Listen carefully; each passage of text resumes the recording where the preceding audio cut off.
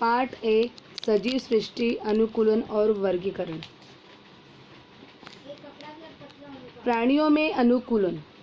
जमीन पर रहने वाले प्राणियों की तुलना में पानी में रहने वाले प्राणियों की त्वचा शरीर के आकार में परिवर्तन दिखाई देता है।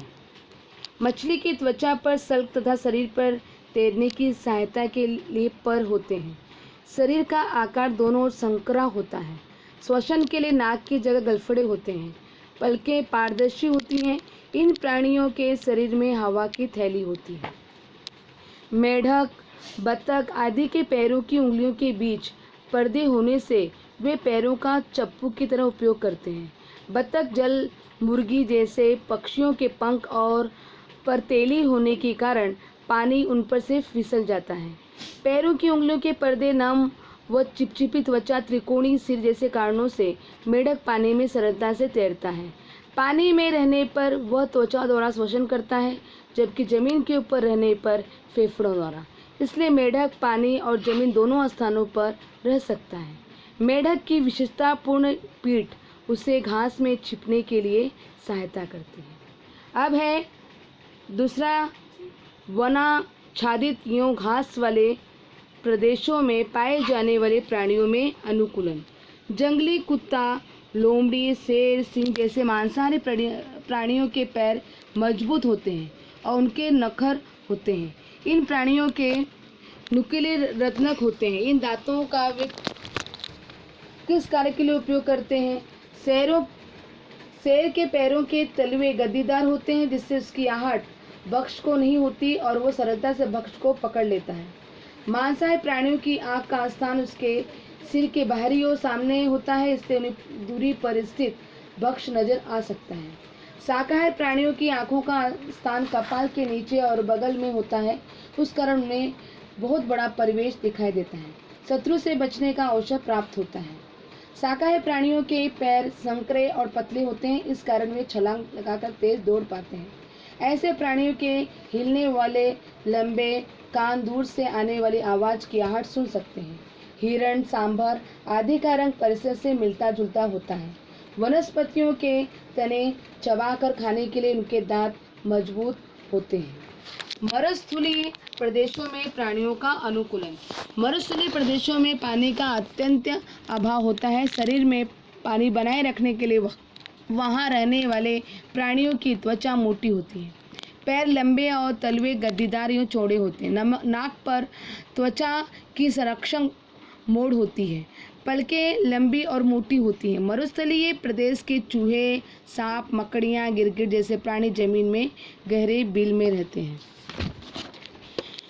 हिम प्रदेशों के प्राणियों में अनुकूलन।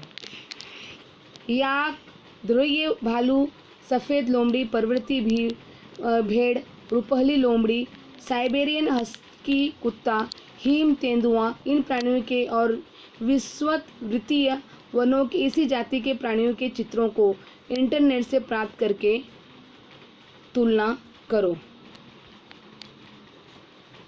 वायवीय प्राणियों में अनुकूलन। पक्षियों का शरीर दोनों तरफ सुंडाकार होने के कारण उन्हें उड़ते समय हवा का अवरोध नहीं होता। शरीर पर परों का आवरण, आगे के पैरों का पंखों में रूपांतरण, खोखली हड्डियों से बने हल्के शरीर के कारण पक्षी हवा में उड़ने के अनुकूलित हुए हैं। कीटकों का शरीर में सुंडाकार और हल्का होता है। पंखों की 2 जोड़ियां और 6 पतले पैर, ऐसी रचना के कारण कीटक हवा में उड़ सकते हैं। इन्हें चलते हुए भी तुमने देखा ही होगा। चमगादड़ के अगले पैरों के उंगलियों में पर्दे होने के कारण वो उड़ सकता है। सरीसृप प्राणियों में अनुकूलन। सांप, केंचुए कैसे रेंगते हैं, इसका तुम दूर से निरीक्षण करो। रेंगते समय वे किन अंगों का उपयोग करते हैं, क्या उस हेतु कुछ विशेष परिवर्तन हुआ दिखाई देता है, इन परिवर्तनों को नोट करो। छिपकली, गिरगिट, मगरमच्छ जैसे प्राणी अपनी पेशियों का विशिष्ट प्रकार से उपयोग करके रेंगते हैं। उसी के अनुसार उनकी त्वचा, पंजे और विशिष्ट रंग में अनुकूलन हो जाता है। जैसे छिपकली और गोह के पंजे नाखून युक्त यूं पतले होते हैं और सांप की त्वचा सल्क वाली होती है।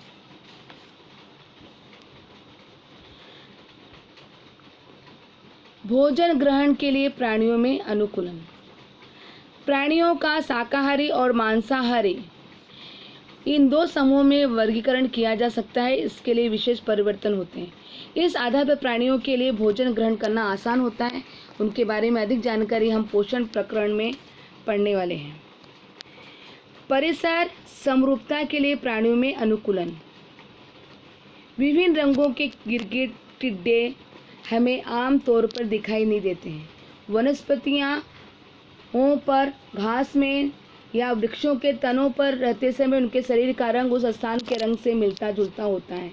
आदिवास के अनुसार भौगोलिक परिस्थितियों के अनुसार विशिष्ट परिवेश में जीवित रहना, प्रजनन द्वारा स्वयं का अस्तित्व बनाए रखना, भोजन प्राप्त करना, शत्रु से स्वयं का संरक्षण करना जैसे अनेक कारणों के लिए शरीर के अंगों व क्रियाओं में होने वाले परिवर्तनों को अनुकूलन कहते हैं।